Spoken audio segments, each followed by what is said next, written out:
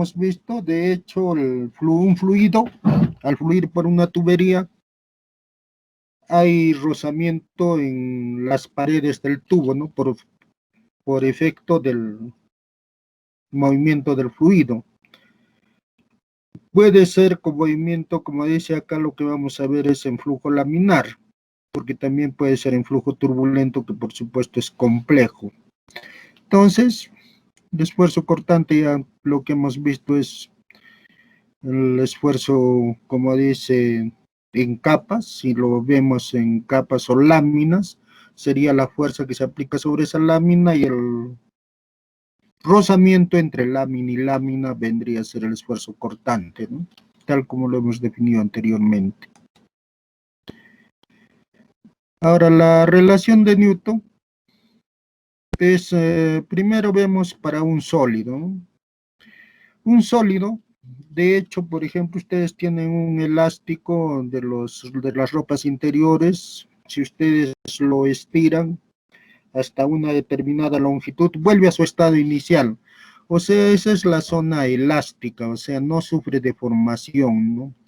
O sea, un sólido puede sufrir deformación elástica, pero también si ustedes lo siguen estirando más de lo necesario, ya no vuelve a su estado inicial. O sea, automáticamente ya quedó deformado de por vida, ¿no? Es en el caso de un sólido. O sea, ahí se define un módulo cortante, ese es para los sólidos, esfuerzo cortante sobre deformación cortante, ¿no? O sea, que eso es lo que sucede si lo tomamos como láminas, ¿no? Y la fuerza que se aplica, ¿no? Puede ser en forma vertical o puede ser en forma horizontal. Entonces, eso es para, por ejemplo, en resistencia de materiales, ahí se lleva la deformación de las vigas, todo ello. Por ejemplo, el caso de un puente. Si el puente les dice que ese puente es, como dice, la carga máxima que acepta es 60 toneladas, generalmente un puente, cuando hacen el diseño, le dan siempre un exceso, ¿no? Pero no es mucho, puede ser 5 o 10 toneladas más. Pero ¿qué pasa si pasa un tráiler con 80 toneladas?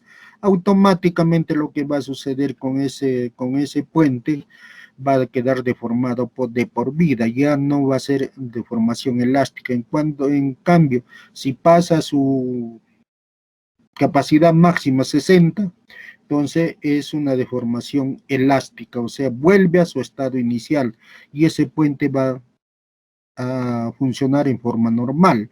Pero si es que pasa con mayor peso, sí va a soportar, pero ya queda deformado, ¿no? Y a medida que siguen pasando los carros, cada vez va deformándose hasta que finalmente el puente cae, ¿no? Entonces, eso tiene que tenerse cuidado. Eso es para el caso de los óleos. O sea, antes en ingeniería química se llevaba también resistencia de materiales, ¿no? Entonces, es importante para el caso de diseño de columnas, todo ello, ¿no? Pero ya no se considera, puede ser que en el futuro vuelvan, que en algunas universidades extranjeras llevan de resistencia de materiales. Bueno, pero no es nuestro caso. Solamente lo recordamos como una definición. En forma análoga, podemos definir para un líquido. Aquí está, por supuesto, de un sólido, lo que se ve, cómo se va deformando. En A, que está no deforme, en B, que se deforma, y en C, que lo vemos como láminas, ¿no? Se desplazan. Ahora, para un fluido, en forma similar, análoga, hacemos para un fluido. Ya no definimos el módulo cortante, sino la viscosidad. Es una propiedad del fluido y viene a ser la definición en forma análoga a lo que se ha definido para un sólido. Esfuerzo cortante aquí sí es entre rapidez de deformación cortante, porque el fluido se deforma de acuerdo al tiempo que pasa, ¿no? No es como en el caso del sólido, que es bien difícil de deformarse. En cambio, el fluido es fácilmente. Entonces, en la parte baja ahí tenemos una figura que está en forma de lámina. Se aplica una fuerza a la lámina superior, entonces se desplaza un espacio la lámina que está justamente en la pared del tubo no se desplaza, salvo que esté a una velocidad, pero generalmente lo común es que no se desplace, por eso la velocidad ahí es cero, ¿no? Entonces ahí vemos que con una velocidad, una fuerza y el área, ¿no? Entonces ya saben que el esfuerzo sería fuerza entre área, entonces sería el esfuerzo. Y la velocidad de formación sería el espacio que se desplaza entre la... Entonces les había dicho, la deformación es el espacio que se desplaza, ese espacio, un triángulo ahí en la parte del inicio, sería ese espacio entre L, ¿no? El espacio entre las placas. Esa sería la deformación. Y cuando decimos por unidad de tiempo, sería la derivada de esa deformación entre el tiempo, ¿no? O sea, la variación, ¿no? Esa sería la derivada.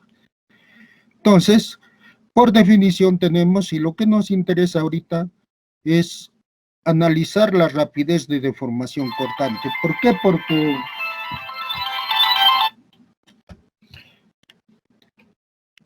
analizar la rapidez de deformación cortante, ¿por qué? Porque eso es lo que nos interesa para determinar en forma analítica.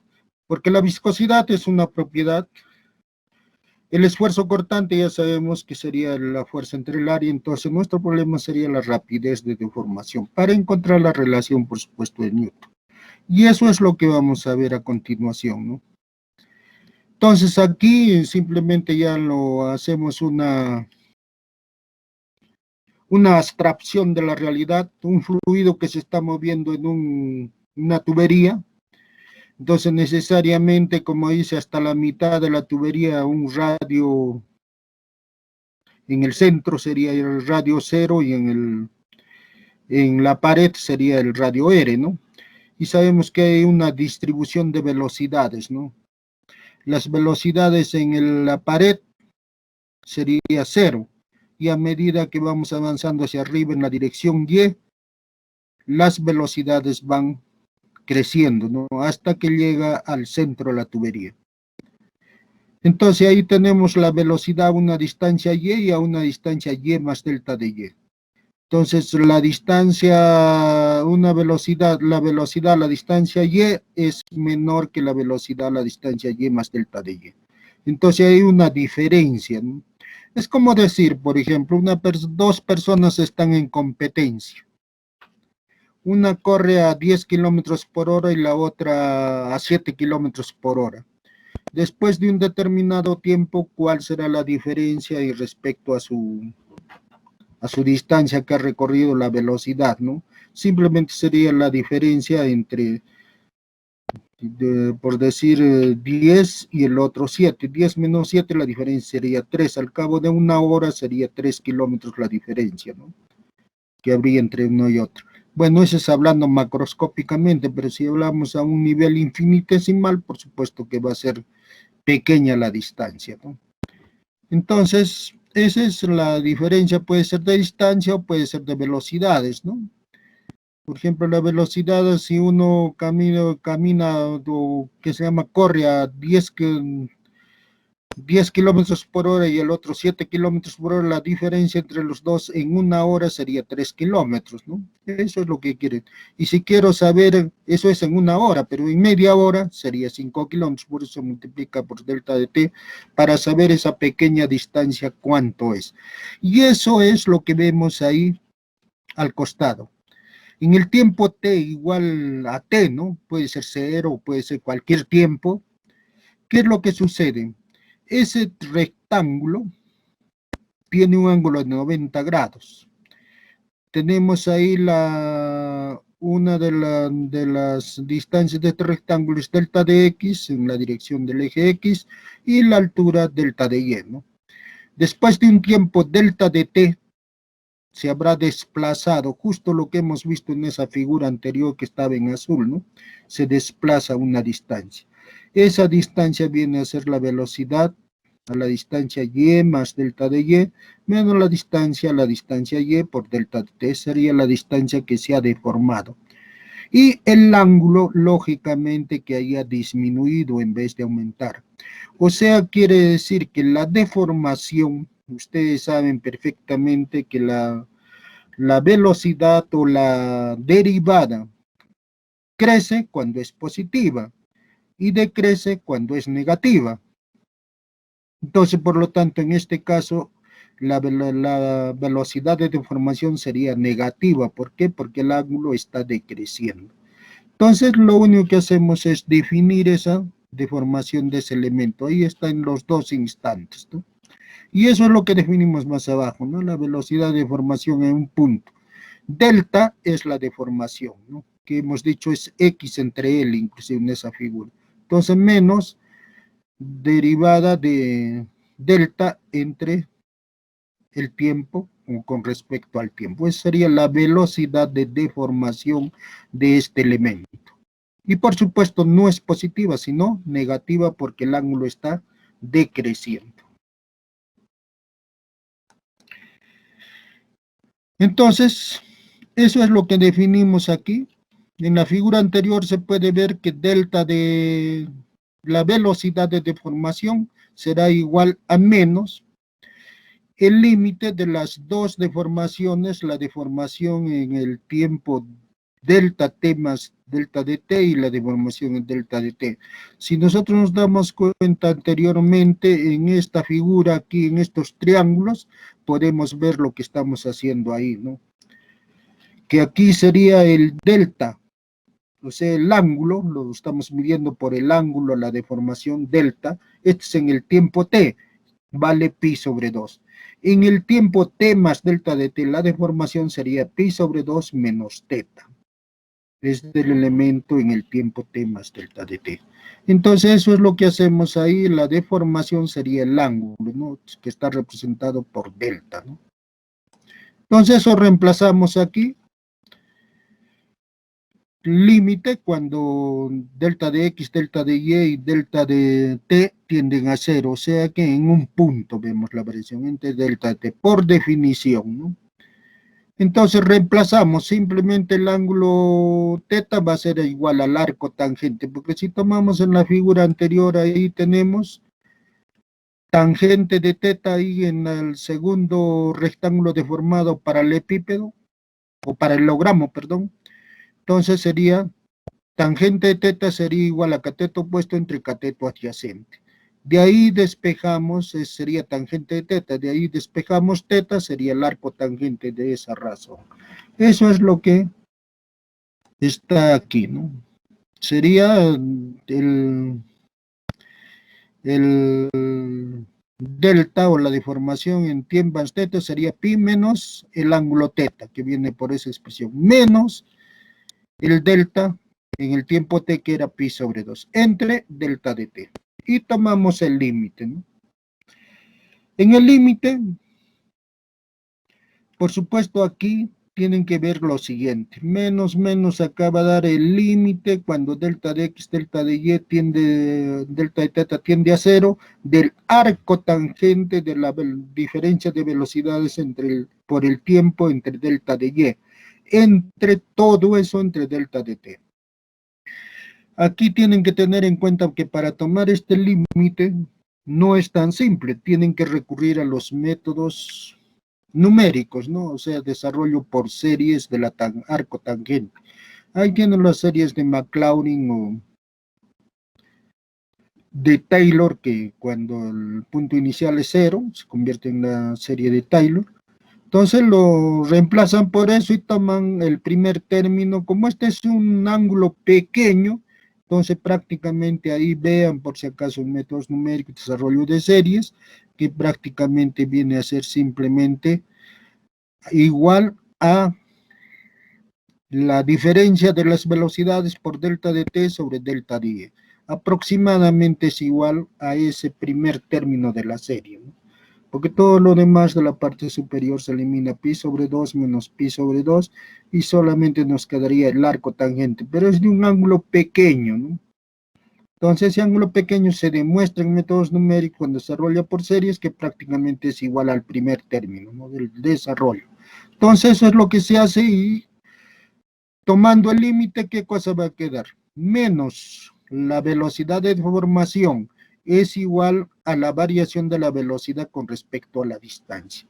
Esa es la rapidez de deformación. Entonces, queda ya encontrar la rapidez de deformación y lo único que nos queda es reemplazar en la ecuación que hemos ya definido anteriormente como viscosidad. Y eso es lo que hacemos, reemplazamos ahí mu igual a tau sobre lo que acabamos de encontrar menos diferencial de u, que u es la misma velocidad anterior, ojo con eso, sino que aquí se le ha puesto u, debe ser b, pero es lo mismo. Entonces, ahí tenemos y nos encontramos ahí, despejamos el esfuerzo cortante. ¿Y qué tenemos? El esfuerzo cortante es directamente proporcional a la deformación. Ahora, ¿cuál es el problema? Ahí tenemos un cubo inclusive con las fuerzas, esfuerzos normales que son perpendiculares a las caras y los esfuerzos tangenciales los que son respecto a las caras y según la dirección. Ahí tenemos que para cada cara hay dos esfuerzos cortantes, ¿no? Y un esfuerzo normal. Ahí está el gráfico, por ejemplo, acá tenemos el gráfico de tau versus la deformación. Si mu es constante, va a dar una recta, como en este caso, o deformación frente a la viscosidad. La viscosidad, como es constante, da la línea roja. O el otro gráfico, el gráfico que está ahí con su línea azul es lo que ustedes conocen como la relación de Newton, le dicen ley de Newton, pero no es ley de Newton porque es restringido, no es una ley. Pero así lo consideran, hasta inclusive en inglés, yo no sé, es cuestión eso discutible, ¿no? Pero no es nuestro motivo discutir. Bueno, es una relación en general, que relaciona el esfuerzo cortante y la velocidad de deformación. Y si la viscosidad es constante, es un fluido newtoniano porque cumple con esta relación. Si no cumple esta relación, automáticamente es un fluido no newtoniano porque no cumple con esa relación. Nada más.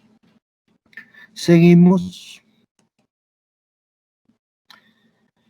Los perfiles de velocidad y el esfuerzo cortante, aquí está para una tubería que es una distribución de velocidades, es parabólica, o también se lo puede ver en dos placas, la deformación de diferentes maneras ahí está, en un trabe también está ahí, y ahí se ve claramente. El esfuerzo cortante va a ser máximo en las paredes y en el centro va a ser cero. Entonces, según eso, podemos clasificar en fluidos newtonianos y no newtonianos, ¿no? Ahora, los fluidos newtonianos ya sabemos que son los fluidos más simples, el aire, el agua, el alcohol, o sea, hay ciertos fluidos en la cual esa viscosidad permanece constante, ¿no? Pero si no es así, ya hemos dicho que se toma el nombre de fluidos no newtonianos.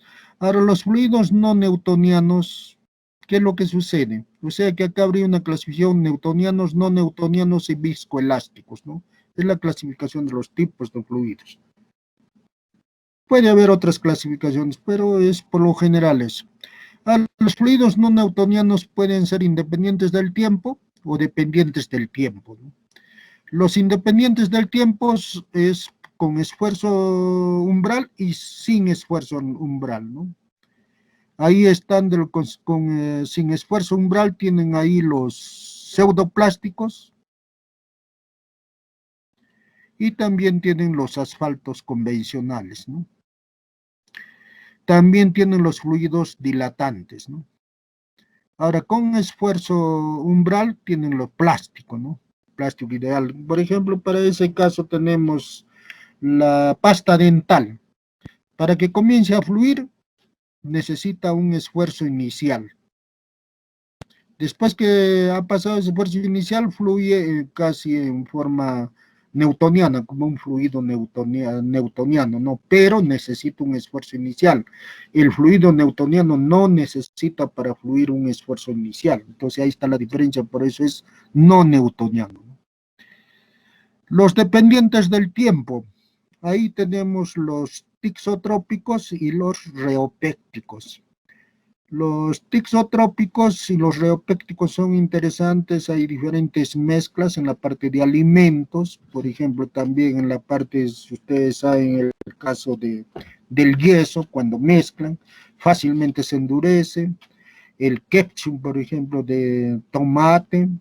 Entonces hay diferentes alimentos que tienen este comportamiento tixotrópico y reopéctico, ¿no? El caso de los viscoelásticos, estos ya se comportan, como dice, que entre líquidos y sólidos, ¿no?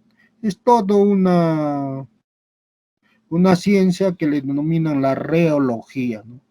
Entonces nosotros no nos ocupamos solamente, vemos en forma general, ¿no? Lo que más nosotros utilizamos, como dice el estudio, es de los fluidos newtonianos. Podríamos tomar los no newtonianos, pero ustedes parte han hecho en fenómenos de transporte. Entonces, no es motivo del curso, especialmente para alimentos. Ahí se deduce para los fluidos no newtonianos, cada uno tiene su curva propia, su comportamiento, se hacen las deducciones convenientes y se determina su ecuación, ¿no? Ahí tenemos los fluidos newtonianos, lo que estábamos hablando.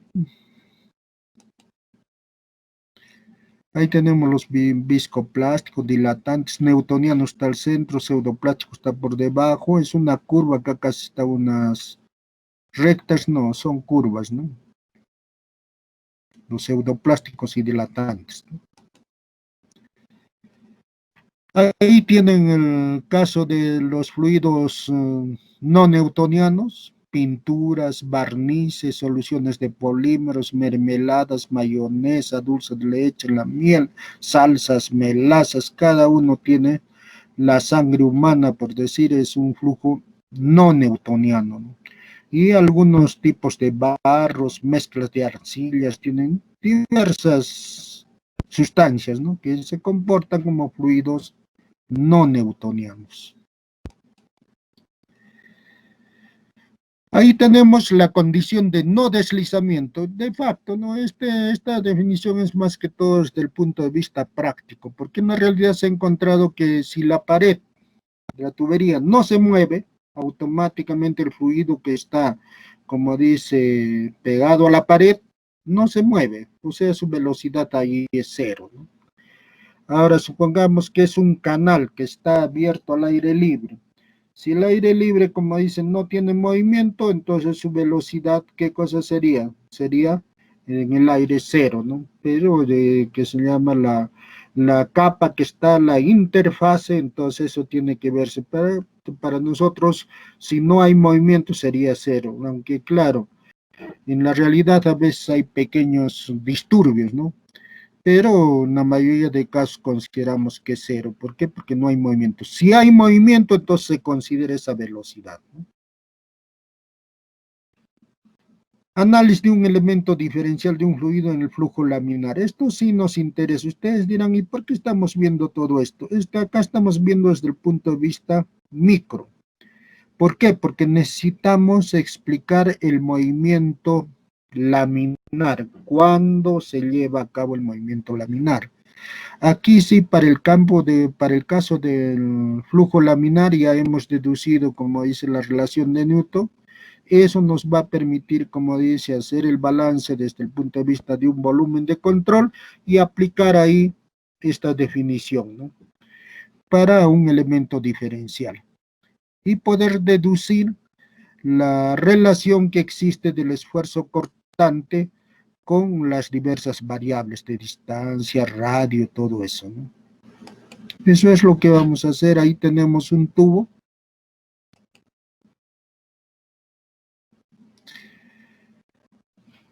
Aquí concentramos la atención en ese elemento de fluido. Ahí tenemos un anillo.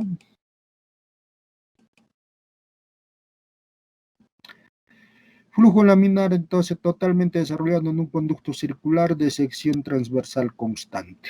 Ahí tenemos ese anillo. Lo que ustedes tienen que ver es el área lateral, a una distancia r y a una distancia r más delta de r.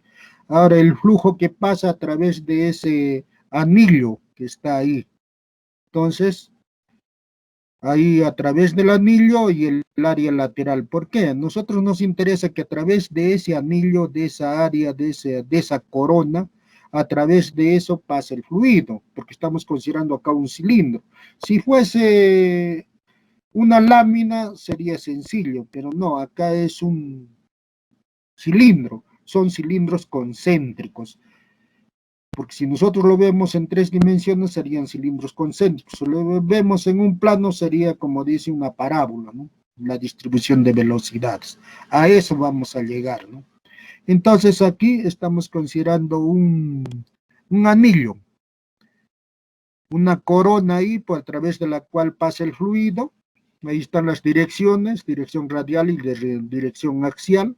Entonces, ¿a qué sería igual a el área de ese anillo? Simplemente sería 2πr por delta de r, ¿no? Eso se demuestra, por supuesto, ¿qué cosa? El área del círculo exterior menos el área del círculo interior. Y considerando que el infinitésimo de orden superior delta de r al cuadrado es prácticamente cero. Entonces queda 2πr delta de r el área de ese anillo, de esa coronita. ¿Está claro? Pero ahora, ese es el área a través de que pasa el flujo o la presión que se ejerce ahí, ¿no? Sobre esa coronita. Puede ser por la derecha o por la izquierda. Pero aparte de eso, ya les he dicho de que, por ejemplo, frótense una mano sobre la otra mano, hay un rozamiento. Ese es el esfuerzo cortante. El esfuerzo cortante actúa sobre las paredes laterales de ese cilindro, del cilindro interno y del cilindro externo. ¿Está claro? Sobre las paredes laterales.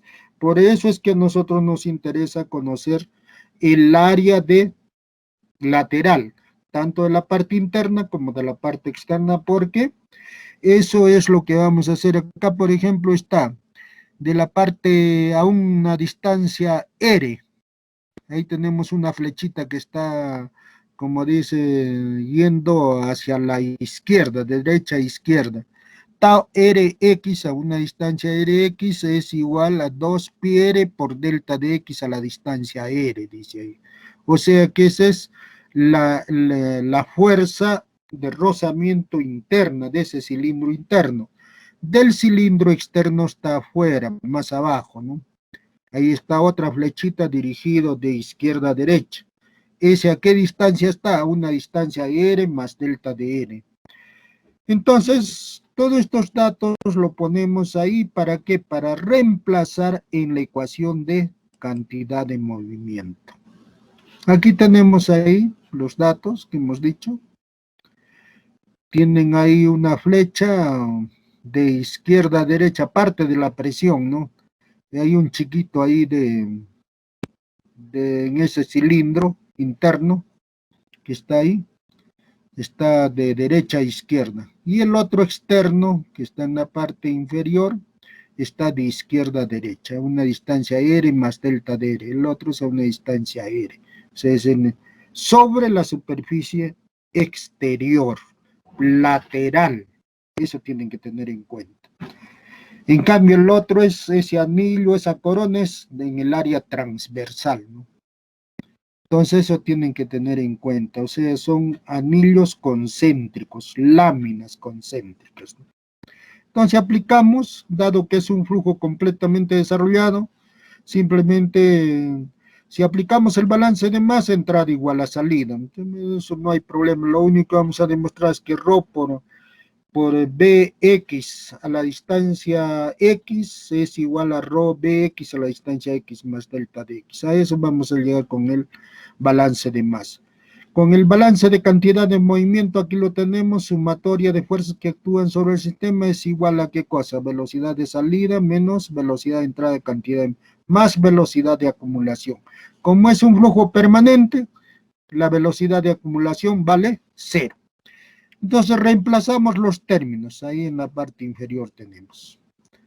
Tenemos ahí la sumatoria de fuerzas, solamente serían las presiones. ¿Por qué? Porque en este caso las fuerzas gravitacionales van a ser 0 porque no actúan en la dirección X, sino están actuando en la dirección vertical, en la dirección radial, ¿no? Pero vertical, ¿no?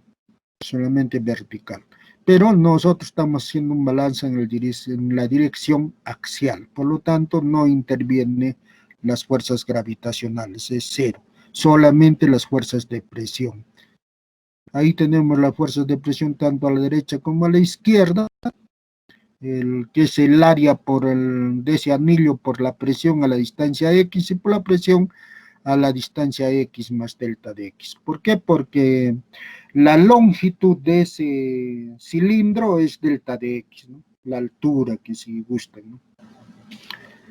Entonces reemplaza aquí la velocidad de salida de cantidad de movimientos menos la velocidad de entrada. Ahora, tienen que tener en cuenta una cosa, de que, por ejemplo, para que recuerden, yo en esa fecha les he explicado. Supongamos ustedes viven ahí en el Tambo o de repente en Chilca. Para ahorrar pasaje venían con el carro rojo. Llegaban a la primera puerta de la universidad y ¿qué hacían? Se paraban y comenzaban a caminar. Dentro del carro, el carro está moviéndose, pero aparte ustedes están moviendo. Es como decir, el flujo global es el carro y el flujo molecular es la persona que está moviendo dentro. Eso es por analogía. Una persona que está fuera, en unas, o sea, en coordenadas estacionarias, está observando con su catalejo, con su larga vista, qué sé yo, pero está observando qué sucede. Llega a la primera puerta, hay una persona que se levanta y comienza a caminar hacia adelante. Entonces, uno es la velocidad del carro, que es la velocidad global, y la velocidad individual de la persona. De igual manera, en un flujo de un fluido a través de una tubería hay dos cantidades de movimiento. Uno debido al flujo global de todo en la masa del líquido y el otro es debido al flujo molecular. Entonces ahí hay dos. El flujo global ya saben que sería debido a la masa global, ¿no? Rho, B, X, todo eso. En cambio, el flujo molecular, ¿quién lo va a dar? Lo va a dar el esfuerzo cortante, tanto para la salida como para la entrada. O sea, cuando ustedes hablan de cantidad de movimiento, en la salida hay dos cantidades de movimiento. Uno debido al esfuerzo global y otro debido al esfuerzo molecular. Así como les he hecho ver del carro, ahí hay dos velocidades. La velocidad de la persona que dentro, el carro en total está moviéndose, sigue moviéndose hasta que llega al puente. Y el puente recién se para. Pero supongamos que sigue moviéndose, entonces la persona sigue moviéndose, ahí hay dos velocidades, uno del carro y el otro de la persona. Eso es como dice para hacer una analogía de la abstracción que tendrían que hacer ustedes, ¿no? ¿Cómo es que sucede esto? Creo que de esa forma se entiende claramente, ¿no? Salvo que hay algo que les aclare ahí, jóvenes, porque lo demás es simplemente proceder ya dividir entre el área, tomar el límite y nos va a dar la ecuación que ahí tenemos, ¿no? Si hay algo que les tenga que aclarar ahí que no lo ha entendido.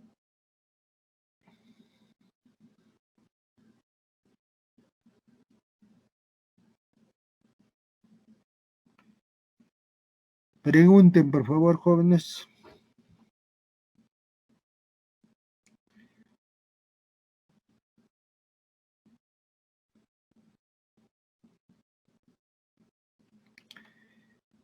Entonces se unen los términos, como dice el flujo global y el flujo molecular, la acumulación y las fuerzas, ¿no? La acumulación hemos dicho ya es cero de antemano porque es un flujo completamente salido. Ahora, el flujo global, la entrada igual a la salida es de facto, hemos dicho ya la masa, todo ello, ahora que esté la velocidad, eso, bueno, es cero, entonces el primer término de ese grupo ahí es cero, el segundo nomás quedaría, el tercero es cero, del otro miembro simplemente sería la variación de la velocidad con respecto a X. Entonces, ahí como tenemos R, tau y delta de X, hay dos variables dependientes, dos variables independientes porque el tiempo desaparece, entonces sería derivada parcial. Pero ustedes si cuando han llevado ecuaciones diferenciales, si los términos están separados, porque ahí justamente aprenden el método de separación de variables, ¿no? En ecuaciones en derivadas parciales. Cuando sucede esto, automáticamente esto es igual a una constante. ¿Está claro? Entonces, por lo tanto, acá se convierte en una derivada o en una ecuación en derivadas ordinarias. ¿Por qué? Porque nosotros podemos hacer para una determinada longitud a través de esa tubería, sea la caída de presión constante. ¿Está claro? Entonces, aquí ya no va a ser una derivada parcial, simplemente va a ser una derivada ordinaria. Eso es lo que tienen que tener en cuenta. Y eso es lo que hacemos aquí.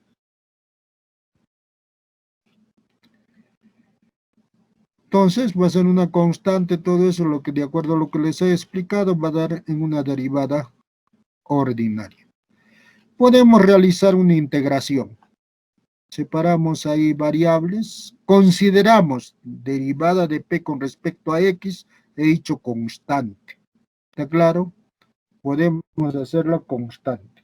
O sea, la caída por metro, por centímetro de tubería, podemos hacer que sea constante.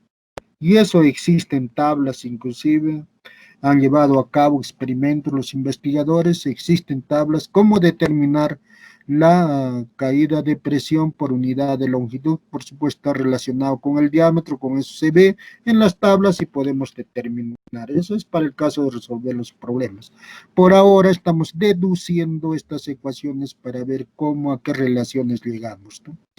Entonces, se convierte en una ecuación de derivadas ordinarias, ¿no?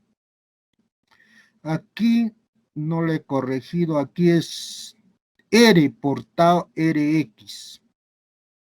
No, me había olvidado corregirlo. Tau, o sea, falta un paréntesis aquí, derivada, porque anteriormente, a ver, aquí sí está bien, sino que al pasar al siguiente paso, no le he puesto el paréntesis y falta la R. Aquí en lo que está en amarillo, entonces falta la R. Bueno, seguimos.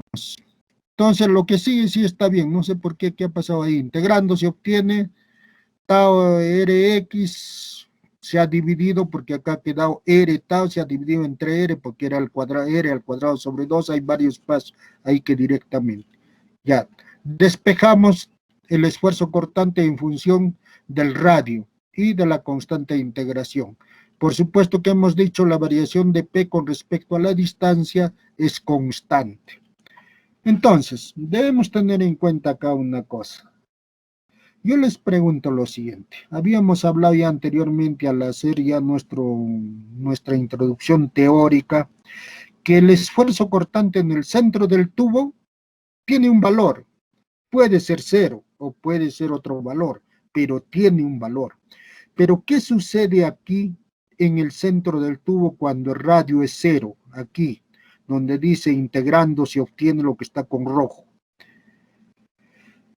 La constante estaría dividido entre cero. Y sabemos nosotros, de acuerdo al conjunto de los números reales, existe ahí un teorema que dice no se puede dividir entre cero, porque puede ser cualquier valor. Entonces, por lo tanto, esto contradice con nuestra experiencia que conocemos, que en el centro del tubo debería ser el esfuerzo cortante cero, pero sin embargo acá nos da indeterminado porque puede ser cualquier valor. O sea, matemáticamente no tiene razón de ser esto, no coincide con nuestra experiencia. Por lo tanto, la única posibilidad es que C sub 1, antes de dividirlo, debe ser 0. No tiene otra salida. Entonces, por lo tanto, la ecuación que va a quedar es R por tau RZ igual a menos derivada variación de P con respecto a X por R cuadrado sobre 2. De ahí dividimos y nos va a quedar tau menos derivada de P con respecto a X por R sobre 2. Eso es lo que nos debe quedar y eso es lo que explica aquí en esta parte, ¿no? Que no hay una razón. Entonces, aquí está, hemos, como dice, realizado casi está bien. Entonces, de aquí se obtiene esa ecuación, lo que está con amarillo, y tenemos ahí la ecuación tau. Rx es igual a menos la variación de la presión con respecto a X, hemos dicho que eso va a ser constante, y R sobre 2. Ahora, ya nosotros anteriormente hemos establecido la relación de Newton para el esfuerzo cortante. Si es newtoniano, va a ser a menos mu la derivada de la velocidad en la dirección X con respecto al radio, a la distancia, ¿no? Entonces, si es newtoniano y si es no newtoniano, tenemos que determinar, como dice, qué valor tenga según el tipo de fluido, todo eso. Puede tener una distribución potencial, exponencial, puede ser una ecuación de Reiner-Filipov. Ustedes han aprendido en el curso de BIR que este esfuerzo cortante para los fluidos no newtonianos, cada uno tiene su propia curva. Algunos fluidos se comportan en forma análoga, pueden seguir la ley de la potencia, ¿está claro? Si siguen la ley de la potencia, entonces reemplazan ahí el esfuerzo cortante. Pero nosotros no nos vamos a ocupar de los fluidos no newtonianos, sino de los fluidos newtonianos. Por eso ahí está la división, newtonianos y no newtonianos, ¿no? Newtonianos, eso queda para hacer un estudio aparte, y los newtonianos ya sabemos que sería a menos mu derivada de B sub X, como en la velocidad en la dirección X, con respecto al radio. Eso podemos integrar y tenemos el resultado, como dice, reemplazando. Ahí tenemos la ecuación, podemos integrar, reemplazar, cambiar de signo y por supuesto podemos integrar, ¿no? Integrando tendríamos, ¿qué cosa? Que vamos a tener una ecuación que es la distribución parabólica, ¿no? Una parábola, ¿no? Eso es lo que llegamos, ¿no? Para un flujo laminar, la distribución de velocidades es parabólica. Ahora, esa es la distribución puntual, pero nosotros podemos, desde el punto de vista de ingeniería, definir una velocidad media. Aquí está en esta tubería, en la parte de la derecha. Ahí tenemos que esa velocidad media va a ser la misma en la pared, en el centro, todo eso. Pero sabemos que la velocidad real laminar, que en el flujo laminar es una parábola. Pero dentro de la ingeniería hacemos muchas simplificaciones, hay definiciones, ¿qué cosa? Que nosotros abstraemos la realidad para acercarnos a esa realidad y tratar, como dice, de entenderla de una manera más fácil.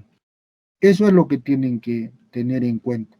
Entonces aquí el caudal sería la velocidad media por el área, ¿no? Entonces esa velocidad debe ser igual, para sacar esa velocidad media debe ser igual a la velocidad puntual a través de la tubería. O sea, para eso ya tenemos la ecuación anterior, reemplazamos y definimos ahí, por ejemplo, la velocidad puntual viene BR, diferencial eso por diferencial de R y diferencial de T, entonces está dado en coordenadas cilíndricas. La velocidad B sub X ya hemos encontrado anteriormente, integraríamos ahí entre el área, ya sabemos que es pi por radio al cuadrado para la tubería, bueno, pero acá está integral, Y integrando todo eso, reemplazando la expresión anterior del flujo laminar, llegamos a que es igual la velocidad media para esa tubería es a la velocidad máxima entre dos. ¿Dónde se presenta la velocidad máxima? En el centro del tubo. Entonces, la velocidad máxima del centro tubo se encuentra fácilmente, ahí lo tenemos, y reemplazamos simplemente aquí, ¿no? Y tenemos la expresión conveniente. Ahora, a partir de esa expresión conveniente, ¿ahora qué hacemos? Como la velocidad media es igual a la velocidad máxima sobre 2, vamos a trabajar en función de la velocidad media. La dejamos de lado la velocidad máxima. Entonces sería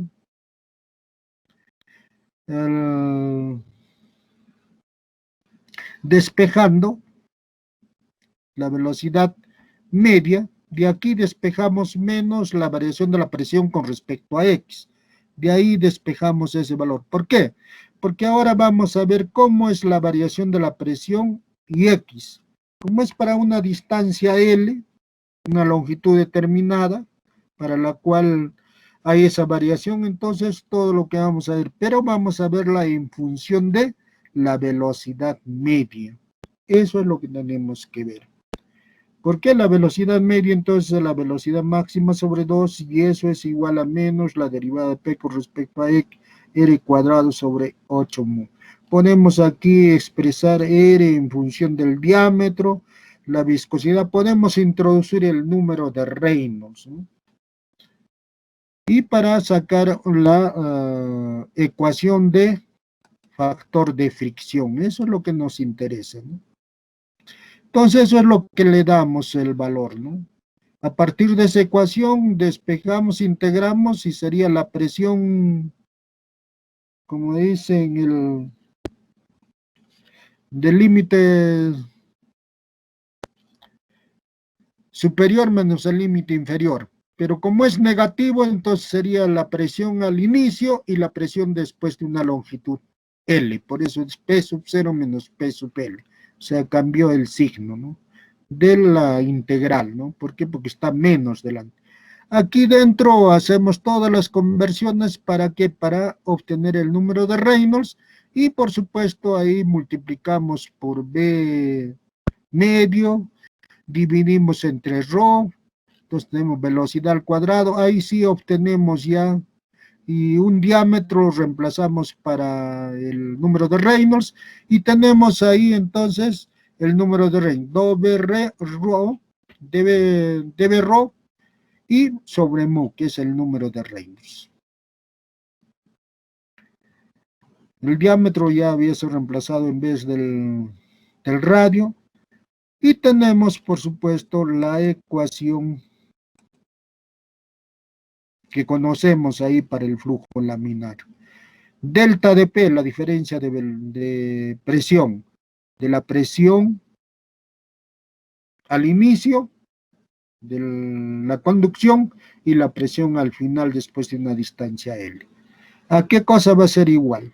A 64 sobre el número de Reynolds, ρg sobre L por L sobre dB al cuadrado sobre 2G.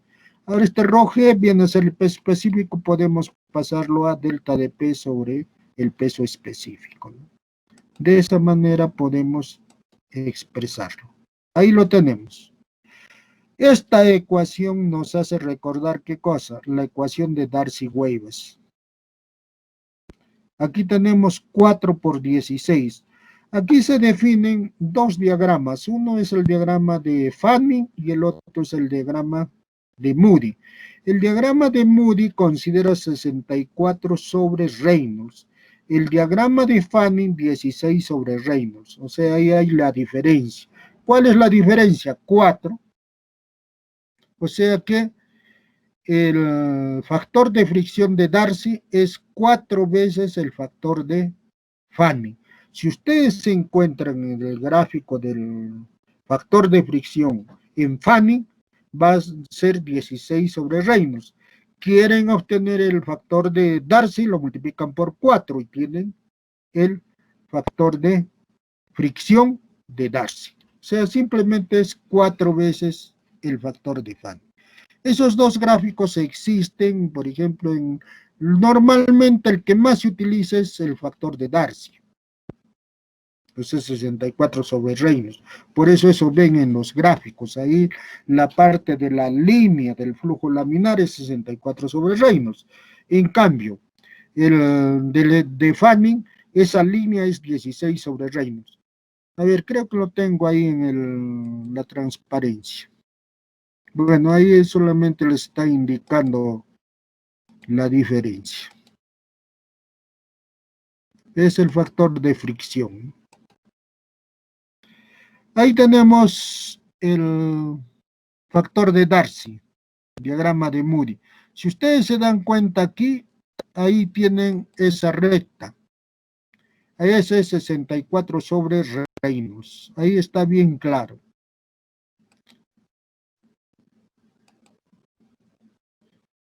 Entonces, ahí les indica bien claro en el gráfico.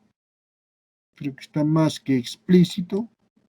Y ahora tenemos el factor de Fanning en forma similar, análogo. Pero este es el diagrama de Fanning. Ahí tienen, ese es 16 sobre Reynolds.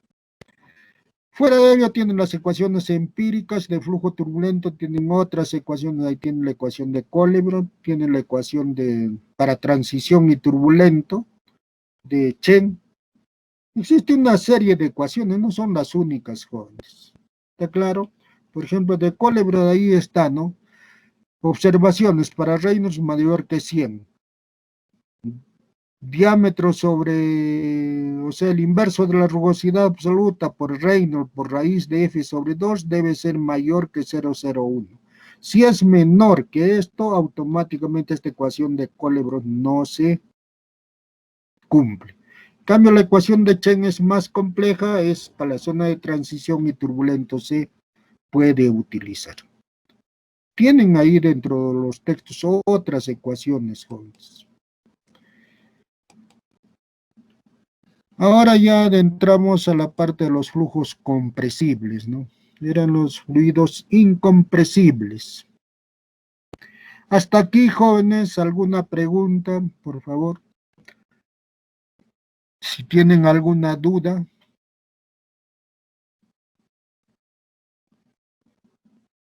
Si tienen dudas, pregunten, por favor, para aclararles.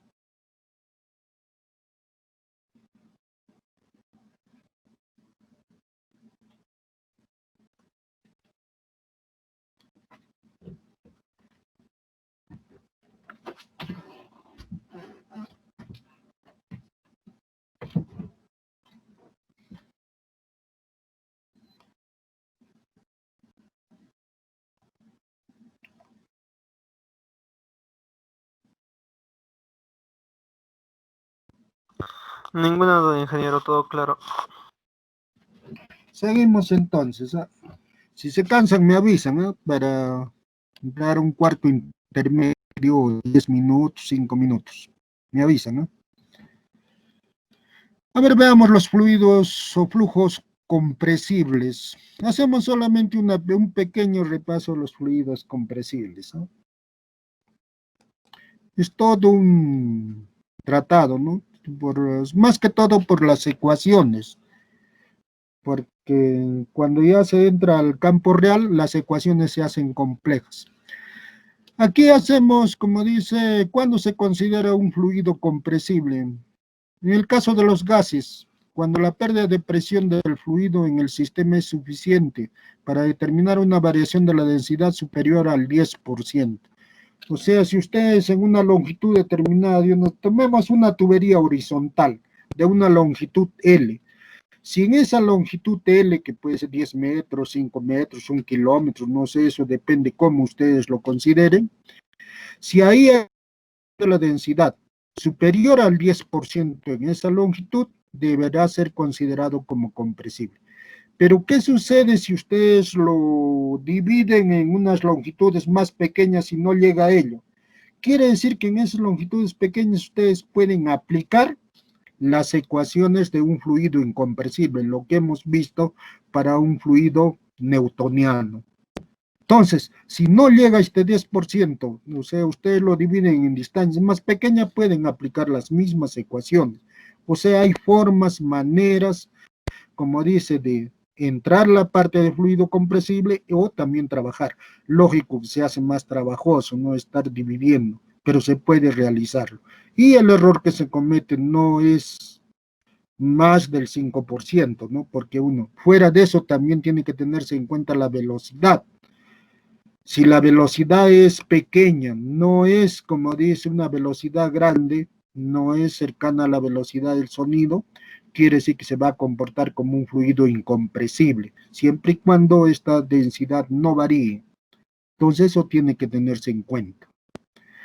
Entonces hacemos el balance para esa tubería, para ese tramo de tubería horizontal de una longitud L, tendrá una velocidad B, una velocidad 2 entre dos puntos. Entonces eso tenemos en cuenta y hemos dicho bien claro, como es un fluido compresible, automáticamente asumimos que haya variación de la densidad.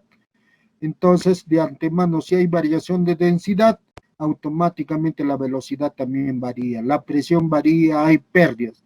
Pero como es una tubería horizontal, ahí sabemos que no hay calor ni trabajo. Por lo tanto, se reduce a esa ecuación, ya no hacemos la deducción, ya está deducida esta ecuación, que va a ser la energía del primer punto igual a la energía del punto 2 más las pérdidas que ha ocasionado en recorrer del punto 1 al punto 2. De ahí lo separamos, ahí tenemos la energía potencial, la energía cinética y la energía de presión más las pérdidas. O sea que lo juntamos esos términos, ¿para qué? Para que esas diferencias hacerlas pequeñas, en otra parte diferenciales. Es una manera de deducir directamente. O sea, ahora nosotros lo que hacemos es para un cambio infinitesimal. Entonces, como es horizontal, Z2 menos Z1 igual a 0. Aquí la variación de la velocidad sería 2B derivada de B, ¿no? Diferencial de B. 2 sobre 2 simplemente va a quedar sobre G. Aquí sería la diferencial de P entre el peso específico más las pérdidas. Las pérdidas ya sabemos, de acuerdo a la ecuación de Darcy-Weisbach, F velocidad al cuadrado, o perdón, si no sería, claro, está bien, porque la diferencial de L, porque si no pondríamos F de L sobre D, velocidad al cuadrado sobre 2G. Pero acá lo estamos tomando, como dice, la caída de presión es pequeña. ¿Cuál va a ser la diferencial? Una pequeña distancia diferencial de longitud. El diámetro es normal, ¿no? Pero ahí en las pérdidas tenemos que tener en cuenta una cosa. El factor de fricción, si varía la velocidad en el punto 1 con respecto al punto 2, quiere decir que habrá un factor de fricción en el punto 1 y habrá un factor de fricción en el punto 2. ¿Por qué? Porque el número de Reynolds depende de la velocidad, porque es dB rho sobre mu. Entonces, el número de Reynolds varía, también varía el factor de fricción. Pero podemos tomar nosotros para poder integrar, porque lo que queremos es integrar esta ecuación para un gas. ¿Qué es lo que sucede acá con las pérdidas? Quiere decir que el factor de fricción no vamos a poderlo integrar. ¿Por qué? Porque depende de la velocidad, la viscosidad también, porque la viscosidad depende de la temperatura, salvo que consideremos temperatura constante, entonces la variación será mínima, pero va a depender de la velocidad, siempre hay variación, pero la variación no será tan grande. Un factor de fricción habrá en el punto 1, un factor de fricción en el punto 2. Podemos tomar el promedio F1 más F2 entre 2, podríamos hacerlo, o sea, para distancias no muy amplias. Entonces, ese factor de fricción podríamos considerar como un promedio. L no hay problema, D tampoco. La velocidad. Ahí sí va a haber problemas. ¿Por qué? Porque hemos dicho la velocidad en el punto 1 es diferente de la velocidad en el punto 2. Pero podemos tomar la velocidad másica. Eso sí es constante para un gas. La cantidad de masa que pasa por unidad de área y unidad de tiempo. Eso sí es constante, o sea, como G mayúscula. Entonces lo reemplazamos esta velocidad en función de la velocidad másica. Eso es lo que hacemos entonces a continuación. Sustituimos ahí la velocidad másica, puede ser la velocidad entre el volumen específico, que es el inverso de la densidad, o si no la velocidad por la densidad también. Y de ahí tendríamos que velocidad sería igual a G entre la densidad. 1 sobre la densidad ya hemos dicho que es el volumen específico, ¿no? Entonces, en conclusión, velocidad sería volumen específico por G. G es constante. Si diferenciamos, diferencial de B sería igual a G por la diferencial del volumen específico, ¿no? Porque la diferencial minúscula es la velocidad, ¿no? Ese valor sustituimos tanto de la velocidad en función de G como la diferencial de B sustituimos en la ecuación anterior y nos da esa ecuación que sigue ahí, ¿no? Está expresado ya en función de del volumen específico, ¿no? Ahora dividimos todo entre el volumen específico al cuadrado y tenemos ahí la ecuación que está, ecuación número 2 de amarillo. Y por supuesto aquí podemos integrar. Integramos derivada de volumen específico entre volumen, G es constante, derivada de P con respecto al volumen específico integral de F por G al cuadrado sobre 2D. Ya hemos dicho, F va a ser constante, G es constante, 2D es constante, integral de diferencial de L, de 0 a L. El primer término nos daría G al cuadrado por logaritmo neperiano del volumen específico 2 sobre el volumen específico 1. La segunda integral no podemos integrarla porque no conocemos la presión en función del volumen específico. Y el tercer término simplemente sería AF G al cuadrado 2D por L, ¿no? Igual, la integral de una constante es la propia constante que en este es 0, ¿no? Entonces, tenemos ahí el valor que hemos determinado integrando, ya justo lo que habíamos explicado de F1, F2, para poder integrar todos, pero acá existe un término diferencial de P con respecto al volumen. Ahí hemos cambiado los límites para no estar poniendo menos delante, sino ya lo hemos cambiado los límites, ahí hemos introducido el signo. Lo demás sigue igual, ¿no? Es la ecuación número 3. Tenemos ahí, ¿y qué es lo que sucede acá? Esta integral de aquí del diferencial de P sobre B, mientras no conozcamos una relación de la presión con respecto al volumen específico, no vamos a poderlo integrar, porque toda la ecuación 3, los términos que están a la derecha están ya integrados. El problema es el término que está a la izquierda, esa integral. Entonces, a partir de aquí, ya vemos si el fluido es ideal, es isotérmico, es adiabático, es real. Entonces ya conocemos diferentes ecuaciones que nosotros hemos estudiado cuando se ha llevado química general, físico-química. Ahí conocemos los diferentes tipos de gases, ¿no? A diferentes condiciones. Si está una condición isotérmica, si está una condición adiabática, si es un flujo isentrópico, no sé, diversos tipos. Entonces, aquí para tener una idea de lo que pueden hacer, porque ahí lo tienen en los textos, por ejemplo, podemos considerar que el flujo sea un gas con comportamiento ideal, o sea, en otras palabras, un flujo de un gas ideal, así de simple. Entonces, si consideramos que el flujo es ideal, gas ideal, simplemente ya sabemos, ¿no? La famosa ecuación, bueno, cuando era estudiante, pavo igual a ratón y simplificamos A y la O, ¿no? Simplemente PV igual a NRT, ¿no? es la famosa ecuación general de los gases, ¿no? Y eso es lo que tenemos aquí, P por B igual a nRT. P, presión, B, esa B minúscula no es velocidad, es volumen.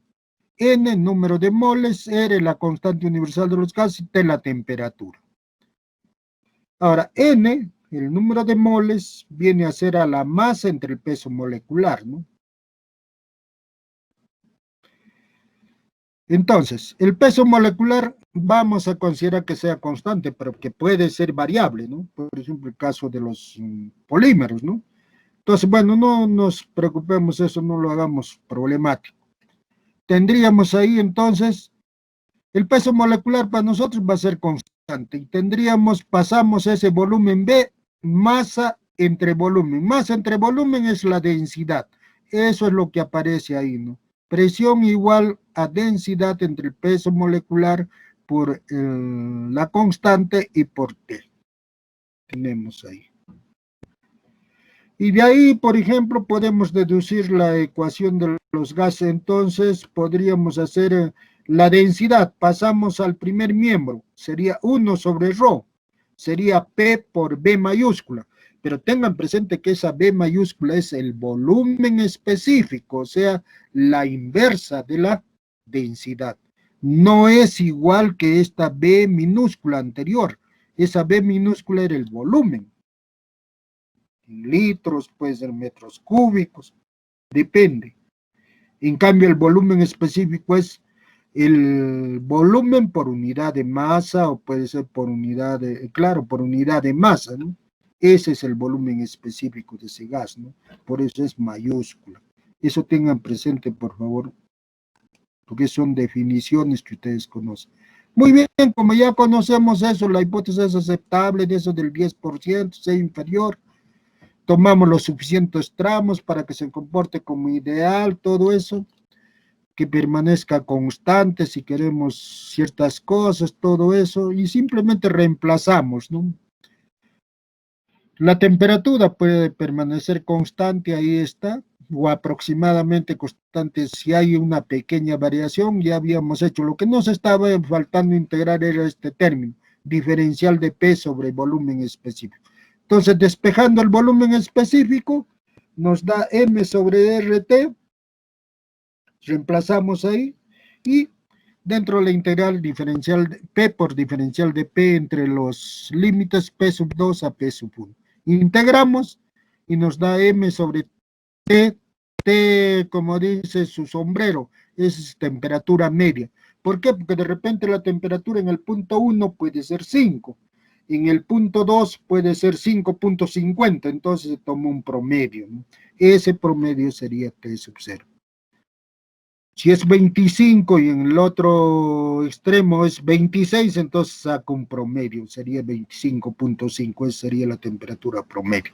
O sea, si hay una pequeña variación, no debe ser la variación generalmente más del 10% su densidad, ¿no? Eso tienen que tener en cuenta. Y si no, lo dividen en los tramos que sean necesarios, pues, de esa aproximación. Porque si no, las ecuaciones se ponen complejas, ¿no? Entonces, ese valor encontrado ya para el gas ideal lo reemplazamos en la ecuación anterior, ¿no? Vamos a ver, en la ecuación número 3, ahí está el primer término, simplemente sustituirlo ahí. Eso es lo que se ha hecho, ¿no? Ahí tienen la ecuación 5. Y esa ecuación 5 lo sustituimos en la ecuación 3. ¿Está claro? De las ecuaciones 3, 4 y 5 se deduce, por eso es. Ahí tienen. Ahora, ustedes deben haber realizado todo el seguimiento de ello. El primer término que está en la derecha, ese término, es la energía de presión. En el segundo miembro, ese primer término, G al cuadrado logaritmo de B sub 2 sobre B sub 1, ese es contribución de la energía cinética, más las pérdidas. Eso no tienen que perder de vista. Ahora, según los cálculos que han hecho ustedes normales, que hemos hecho anteriormente en la resolución de problemas, todo eso en bombas, todo eso, cuando ustedes han calculado la energía cinética que contribuye a ese problema, ustedes se habrán dado cuenta, ustedes tienen que por eso analizar siempre, ¿no? Cuando realizan los cálculos. El cálculo que han realizado para la energía cinética, su contribución es siempre pequeña, no es grande, es pequeña. Por lo tanto, ustedes en un determinado momento pueden decir, ¿no?, de que la contribución de energía cinética para este problema que estamos tratando es despreciable.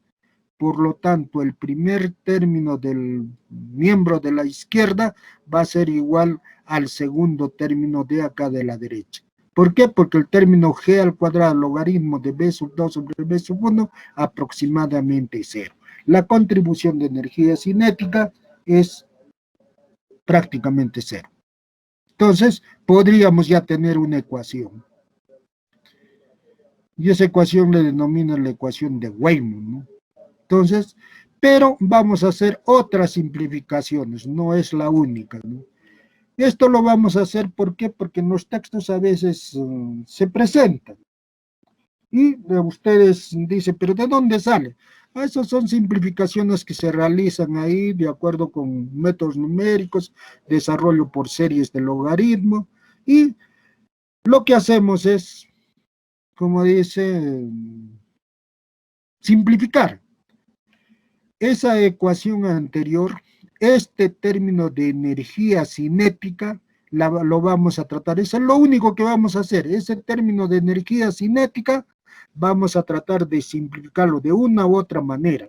Uno, ya les he dicho, porque como es una contribución pequeña, pueden igualarlo a cero. Otro, de acuerdo a la ecuación general de los gases ideales, ¿qué tienen? PB sub 1 sobre T sub 1 igual a P sub 2, B sub 2 sobre T sub 2. De ahí podrían despejar B sub 2 sobre B sub 1 y nos daría otra ecuación, ¿no?, en función de la presión y la temperatura. Eso es lo que vamos a comenzar a analizar, porque va a estar logaritmo neperiano de ¿qué? De P sub 1 sobre P sub 2. T sub 2 sobre T sub 1, que eso sería igual a B sub 2 sobre B sub 1. Entonces, en vez de B sub 2 sobre B sub 1, reemplazaríamos en función de P sub 1, T sub 2 sobre P sub 2 y T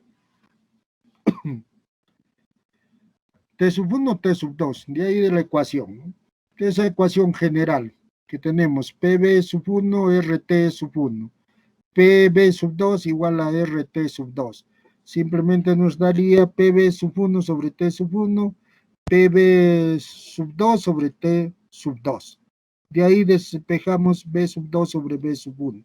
Quedaría P sub 1 T sub 2 sobre P sub 1, no, perdón, sobre P sub 2 por T sub 1.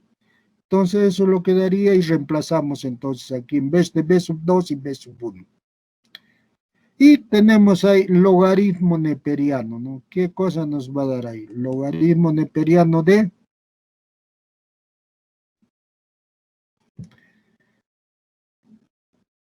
P sub 2 sobre P sub 1 menos logaritmo neperiano de T sub 2 sobre T sub 1. O T sub 1 sobre T sub 2, más, ¿no? Depende cómo lo tomamos. Pero acá hacemos dos simplificaciones, ¿no? Puesto que las dos razones, P sub 1, P sub 2 sobre P sub 1 y T sub 2 sobre T sub 1, y logaritmo neperiano de 1 menos beta, cuando desarrollan por las series de Taylor o Maclaurin, sería menos beta, un medio beta al cuadrado, menos un tercio beta al cubo. como beta es pequeño, ya les he dicho que se llama entre el punto 1 y el punto 2, la variación de presión puede ser pequeña, la temperatura también puede ser pequeña. Si la variación de la presión es grande, no se le elimina. Si la variación de la temperatura es pequeña, podemos eliminarla. ¿Por qué? Porque prácticamente T sub 1 es igual a T sub 2. Entonces, habría dos casos. Puede ser que la presión varíe y la temperatura casi permanezca constante. O puede ser la otra, que la temperatura prácticamente varía y la presión prácticamente permanece constante. Entonces, esos dos casos podemos verlo y cómo se simplifica. Y lo último, como les he dicho, lo que ya hemos visto, ese término lo despreciamos y hacemos cero. Es en el caso de la que presión y temperatura no influyen sobre ese proceso que están llevando a cabo. Bueno, eso es lo que aplicamos. Entonces, de todas maneras, la variación de la presión y de la temperatura entre uno y otro punto es pequeña. O sea, este beta para cantidades pequeñas, prácticamente este desarrollo que está haciendo acá esta serie, del logaritmo neperiano de 1 menos beta es aproximadamente igual a menos beta. Se eliminan los más términos, ¿por qué? Porque son infinitésimos de orden superior. Entonces, aplicamos esa definición. Esas dos razones le aplicamos esta definición. ¿Por qué? Porque las variaciones son pequeñas. Entonces, por ejemplo, phi, hacemos pi sub 2, o perdón, presión 2 sobre presión 1. Le sumamos y restamos 1. Y hacemos esta operación algebraica, 1 menos. ¿Y qué hacemos? P sub 1 menos P sub 2 sobre P sub 1 lo hacemos beta. ¿Está claro? ¿Y qué tendríamos aquí? Que phi es a 1 menos beta. De la misma manera hacemos para la temperatura. T sub 2 sobre T sub 1, 1 menos, hacemos esa misma operación y beta sería T sub 1 menos T sub 2 sobre T sub 1. Esos valores los reemplazamos en la ecuación anterior de aquí, en G al cuadrado logaritmo neperiano de B sub 2 sobre B sub 1. Porque ya hemos dicho, P sub 2 o P sub 1 sobre P sub 1 por P sub 2, o sea, P sub 1 sobre P sub 2 por T sub 1 sobre T sub 2 sobre T sub 1, eso va a ser igual a B sub 2 sobre B sub 1. O sea, ese producto va a ser igual a B sub 2. Eso reemplazamos acá en el logaritmo.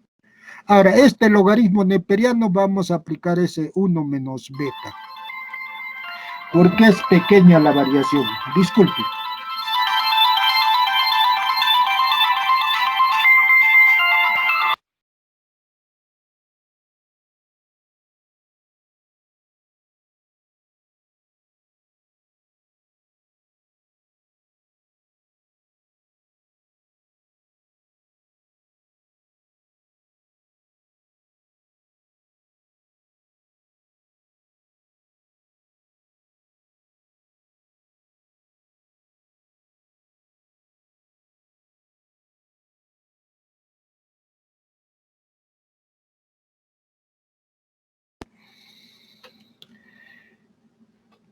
Entonces, lo único que hacemos es, como dice estas dos razones, reemplazar por beta, hacer esas transformaciones y reemplazar, como dicen, esa ecuación. Parece complicado, pero no.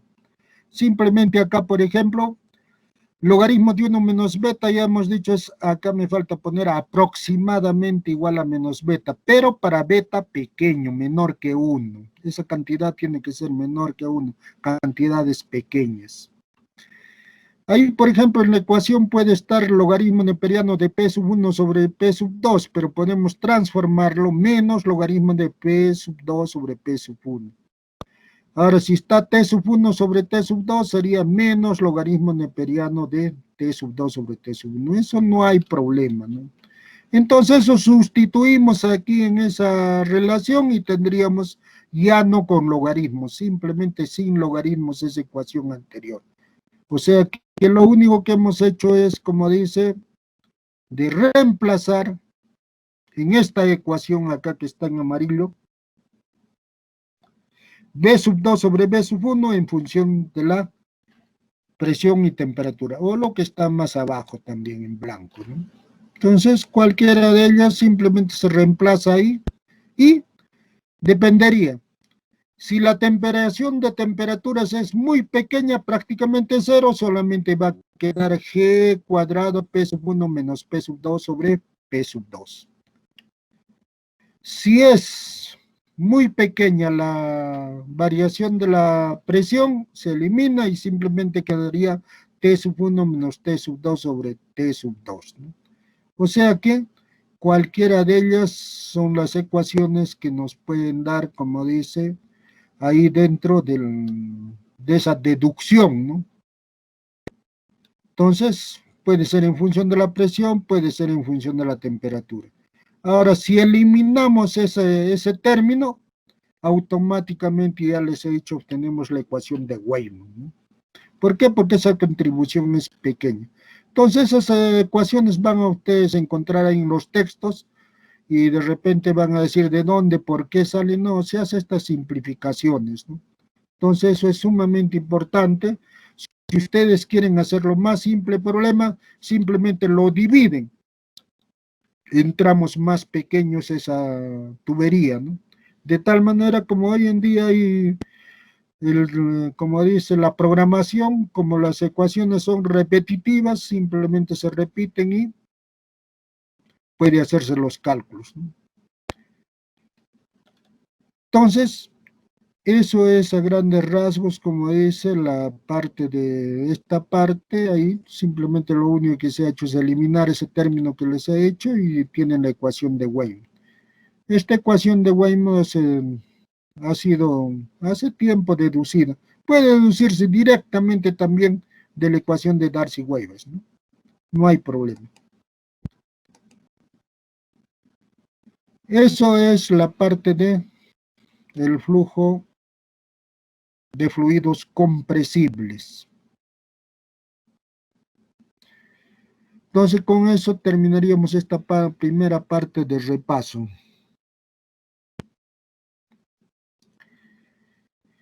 ¿Quieren 5 minutos de intermedio o seguimos?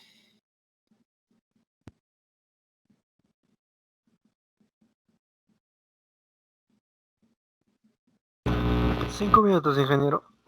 Ya, ok. Un pequeño descanso, ingeniero, por favor. Ya.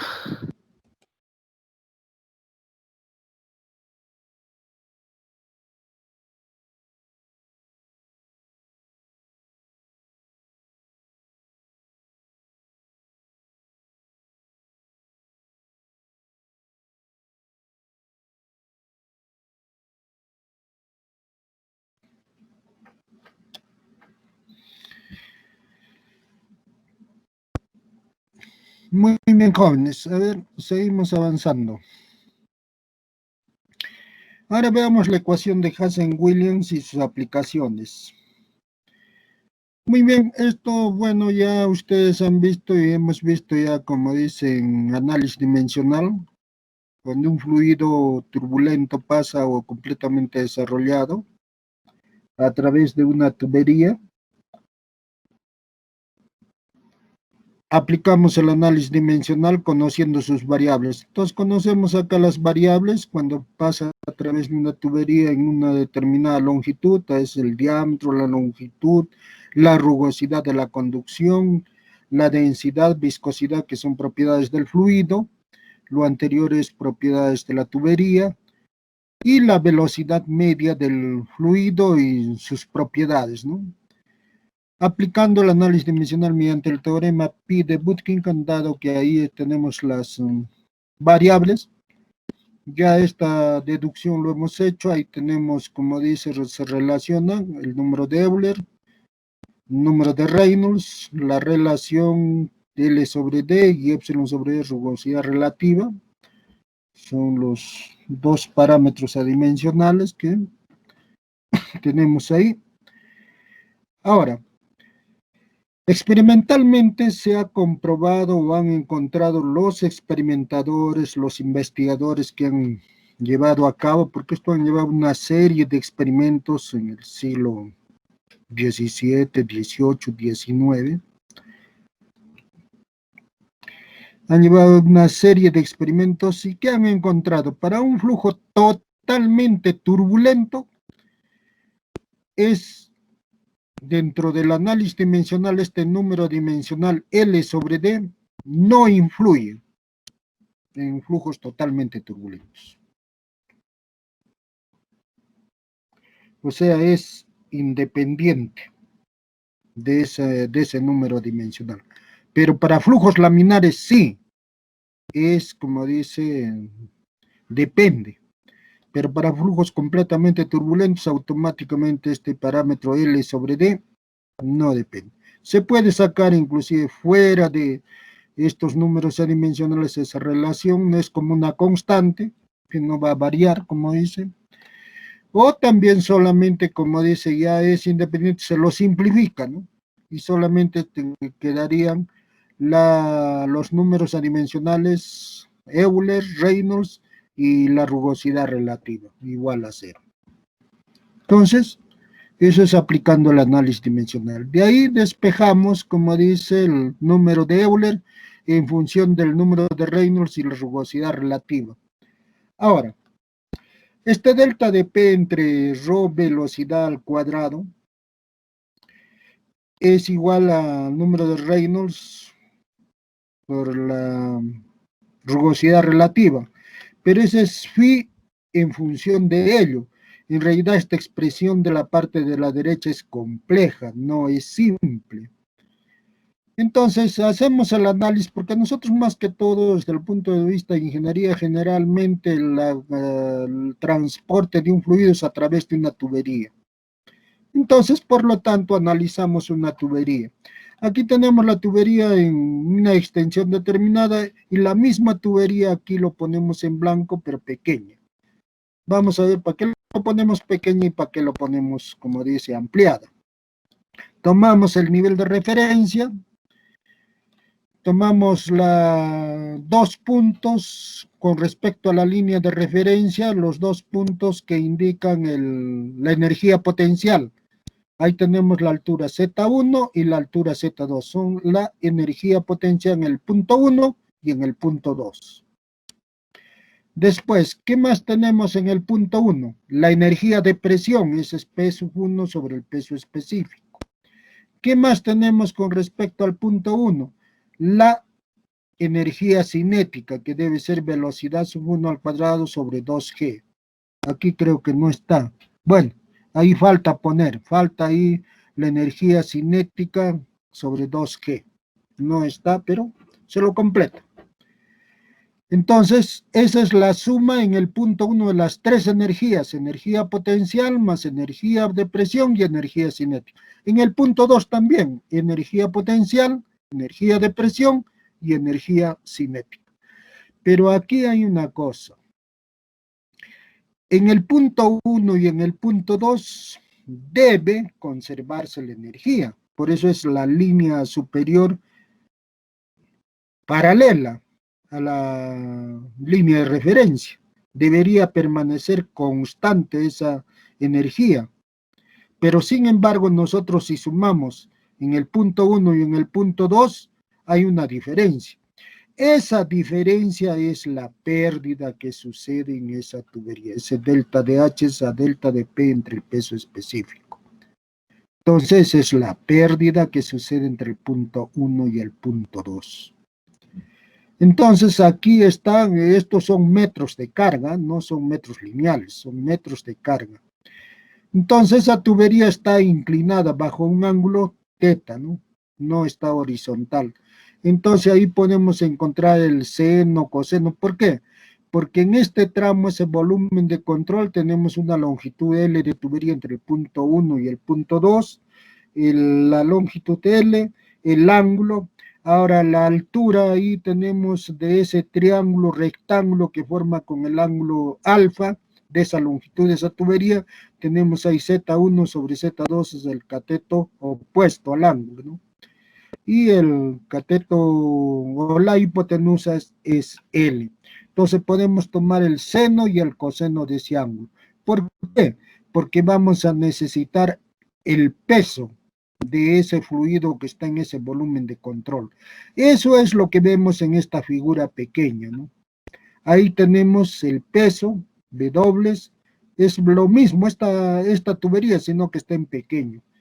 Ese peso lo descomponemos en una fuerza gravitacional perpendicular y una horizontal. Ahí, por supuesto, la dirección del eje sería la dirección axial, ¿no? Y la vertical sería la perpendicular a ese eje axial. Entonces, hay dos presiones, uno en el punto 1, uno en el punto 2, que es opuesto al movimiento. Ahí está la longitud L. Ahora, ¿recuerdan ustedes cuando hemos visto en el flujo laminar qué sucede en las paredes de la tubería? Hay un rozamiento. Esos son los esfuerzos cortantes de toda la pared. Ese esfuerzo cortante, como dice, uno está dirigido hacia la derecha, otro hacia la izquierda o hacia arriba, ¿no? A eso lo denominamos tau sub 0, ¿no? Entonces ya globalmente sumado ya de tau sub 0. Entonces esas son las pérdidas que sufre el fluido en esa tubería, ¿no? Seguimos entonces, lo único que vamos a hacer acá entonces, sumar las fuerzas. ¿Por qué? Porque vamos a aplicar la ecuación de cantidad de movimiento, ¿no? Salida menos entrada más acumulación igual a sumatoria de fuerzas. Esa es cantidad de movimiento. Acumulación es 0 porque es un flujo completamente desarrollado. Entonces va a quedar salida menos entrada. Y hemos dicho ya, la salida menos la entrada va a ser ¿qué cosa? Salida de cantidad de movimiento es debido al flujo global y al flujo molecular. En la entrada también debido al flujo molecular y al flujo global.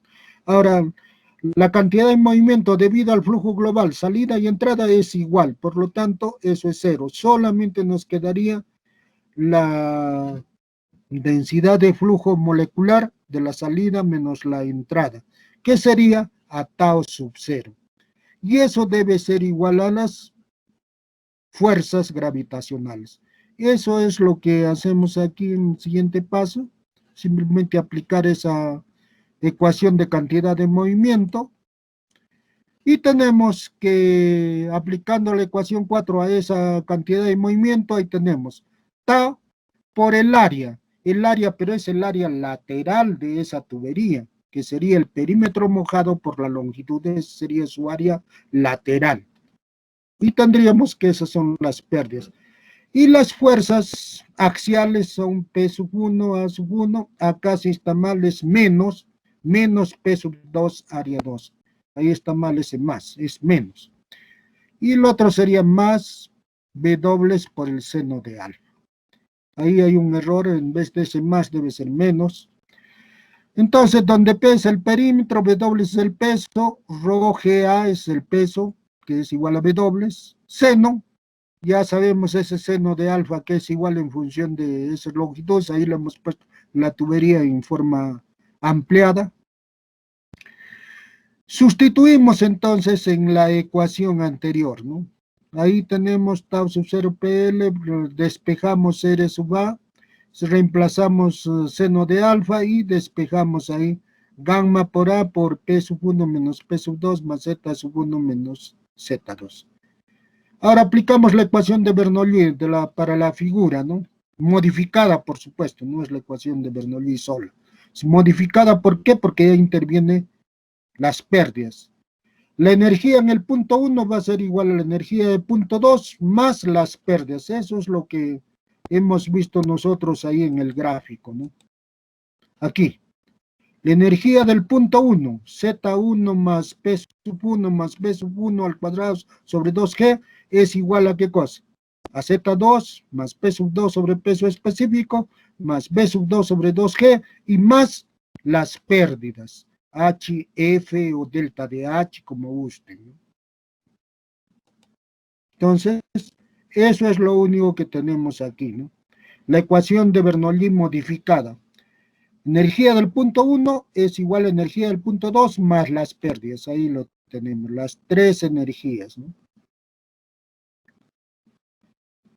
Y de ahí despejamos H sub F, ¿no?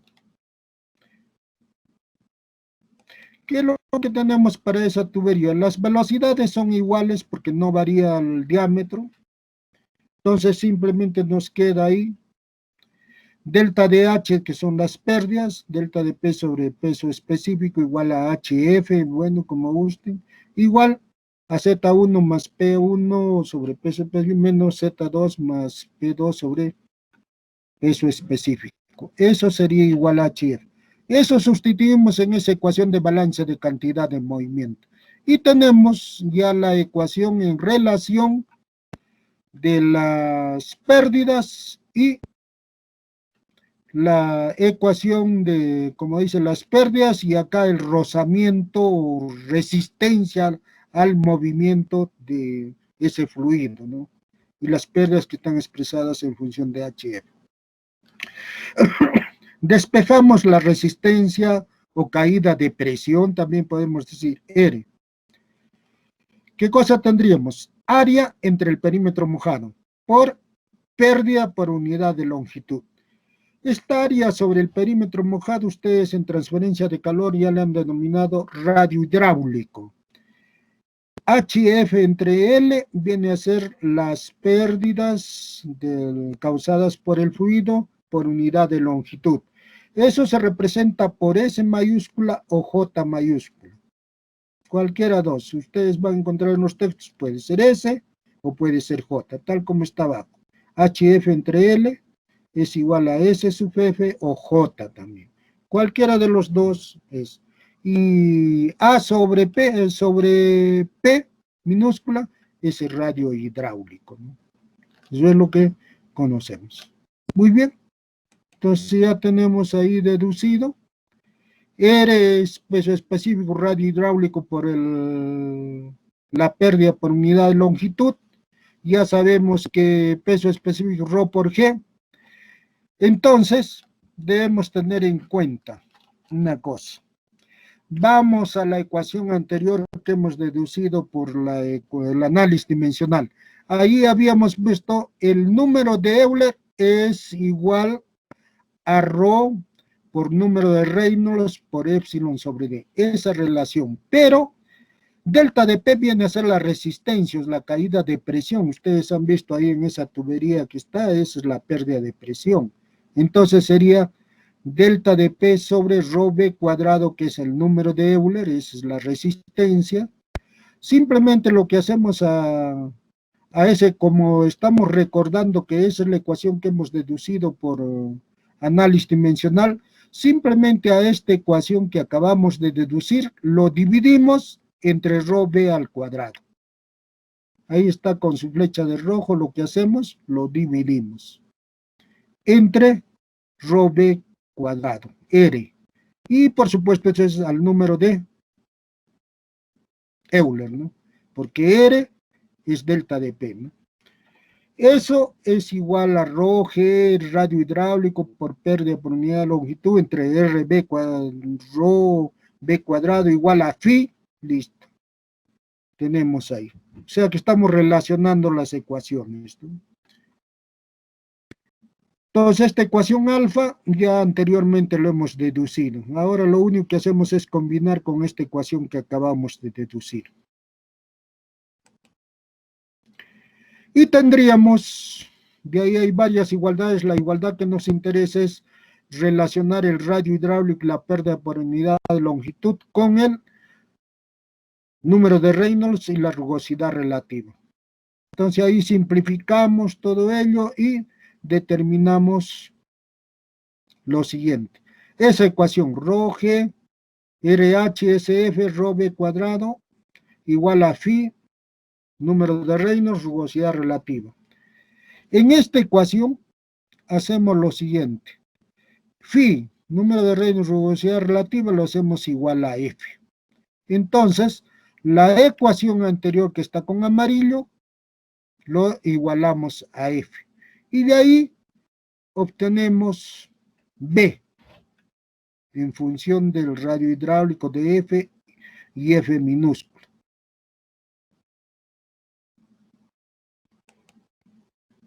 Y tenemos esa famosa ecuación, la ecuación de Chesi, ¿no? Entonces, velocidades a G sobre F son dos constantes para un determinado por raíz cuadrada de RH SF, donde G sobre el factor de fricción lo hacemos igual a C. Esa C de esa ecuación es la ecuación de Chesi, ha sido determinada por diferentes autores para diferentes materiales. Ahí tienen Cutter, Ganguillet, tienen ahí Manning, los coeficientes de Manning, Manning relacionado en función de otro parámetro n, entonces lo relacionan C, entonces tiene diversos. Ahora otra cosa, esta ecuación de Chesi es aplicable para tuberías mayores de 2 pulgadas o para canales. ¿Por qué? Porque acá ya se trabaja con perímetro mojado. O sea, esta ecuación puede ser aplicable para canales o para tuberías. Cualquiera de los dos casos.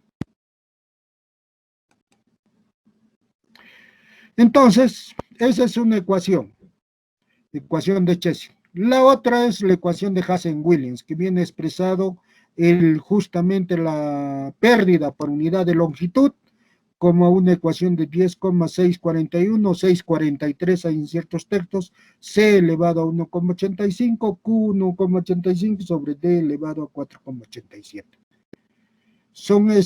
Esa es la ecuación de Hazen-Williams.